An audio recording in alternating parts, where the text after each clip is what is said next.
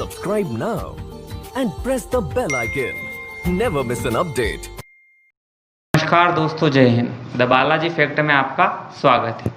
दोस्तों, आज हम बात करेंगे उन विद्यार्थियों के बारे में जो एसएससी, बैंकिंग और रेलवे की तैयारी कर रहे हैं। उनके लिए सरकार ने परीक्षा संबंधित कुछ फेरबदल किए हैं और उनके लिए एक नई परीक्षा जिसका नाम है सीईटी, उसके लिए कहा गया है। साथ ही उन्होंने आरएनए जो एक एजेंसी है, जिसको कहा जाए एनआरए सॉरी, उसका एजेंसी उनकी एग्ज़ाम लेगी और वो किस प्रकार लेगी, सारी जानकारी हमारी इस वीडियो में मिलेगी।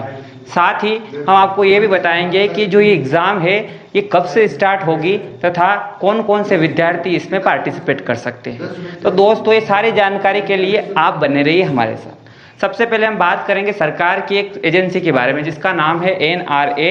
ये एजेंसी जो है आपके लिए इस नई एग्ज़ाम को लेगी। सबसे पहले एसएससी, बैंकिंग और रेलवे, इन तीनों के लिए अलग अलग एजेंसियां थी। ये एजेंसियां इनका फॉर्म भरवाना, परीक्षा का आयोजन करना, एडमिट कार्ड बनाना, एग्ज़ाम हॉल या एग्ज़ाम सेंटर बनाना, एग्ज़ाम सेंटर की जानकारी रखना, साथ ही कहीं नकल या धांधली तो नहीं हो रही है इसकी भी जानकारी रखती थी और बाद में अंत में ये रिज़ल्ट बना देती। ये सारा काम इन एजेंसियों के पास होता था। जैसे कि यदि ये कहा जाए कि एसएससी की एसएससी खुद करता था, रेलवे की एजेंसी करती थी और बैंक के लिए आईबीपीएस जो एक संस्था है वो कर देती। इन एजेंसियों के पास बहुत सारा काम रहता था। साथ ही हर एग्ज़ाम के लिए इन्हें अलग अलग से जानकारियाँ देनी पड़ती थी। केंद्र सरकार की इन एग्जामों के लिए केंद्र सरकार ने इसमें यह परिवर्तन कर दिया है कि इन एग्जामों को केवल एक ही एजेंसी लेगी और ये एग्जाम का प्री टेस्ट कहलाएगा। इस एजेंसी का नाम है नेशनल रिक्रूटमेंट एजेंसी, अर्थात ये एजेंसी आपको सीईटी, कॉमन एलिजिबिलिटी टेस्ट का फॉर्म भी डलवाएगी, परीक्षा भी लेगी और आपका रिजल्ट भी जो है घोषित करेगी।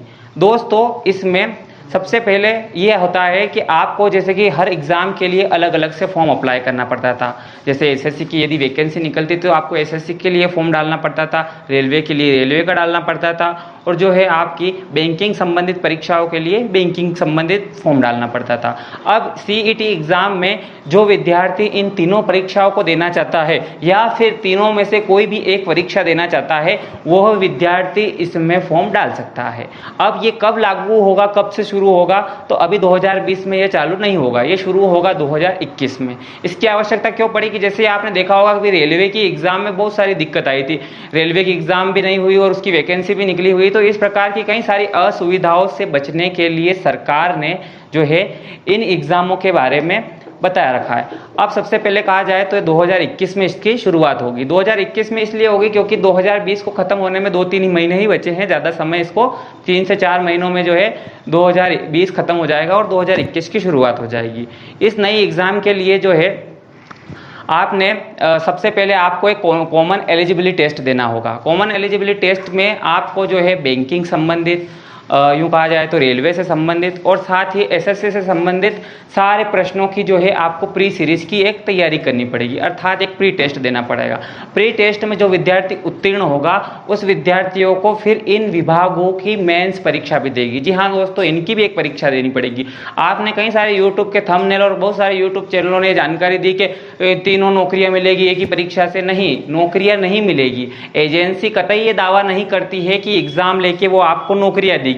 हाँ, जब भी आप फॉर्म डालते हैं ना तो वहाँ पे एक उसके टर्म्स एंड कंडीशन में एक लाइन लिखी रहती है कि आप लोगों को केवल और केवल यह वेबसाइट फॉर्म भरकर परीक्षा देने की पात्रता देता है, नौकरियां देगी ऐसी इसमें कोई भी आपको जो है आधिकारिक पुष्टि नहीं होती है। इसलिए आपने फॉर्म डाल दिया और पास हो गए तो इसका मतलब यह नहीं कि आपकी नौकरी लग जाएगी। और आप सब भली बातें जानते हैं, जो एग्जाम में पास हो गए हैं, कि पास होना और नौकरी प्राप्त करना दोनों ही एक सिक्के के अलग अलग पहलू है। और इस परीक्षा की जो है वैधता 3 साल तक रहती है, अर्थात 3 साल के अंतर्गत यदि एसएससी, बैंक या रेलवे कोई वैकेंसी निकालती है तो जो पास विद्यार्थी 3 साल के अंदर अंदर वो इस वैकेंसी में अप्लाई कर सकता है। साथ ही अब इस परीक्षा का स्कोर क्या रहता है, अर्थात कट ऑफ किस प्रकार का रहेगा। तो दोस्तों, इसमें इस प्रकार से रहेगा कि जैसे कि 100 नंबर का जो है आपके सीईटी या कॉमन एलिजिबिलिटी टेस्ट का टेस्ट था, तो उसमें यदि 100 नंबर का पेपर था और आप लाए 60 नंबर, तब आपका जो है स्कोर हो गया 60%। यदि एसएससी जब भी उसकी वैकेंसी निकालती है तो कहेगी कि जो C8 एग्ज़ाम में 60% वाला व्यक्ति या फिर 60% वाला व्यक्ति जो है इसमें एग्जाम में अप्लाई कर सकता है तो आप उसमें चुन जाओगे।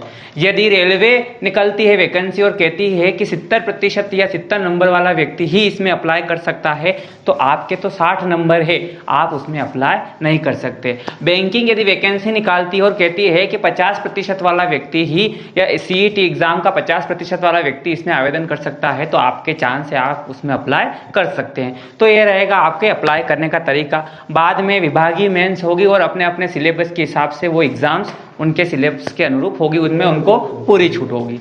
अब रही बात इसमें कि इसमें कितने प्रकार की CET एग्जाम होगी, तो ये 3 प्रकार की होती है।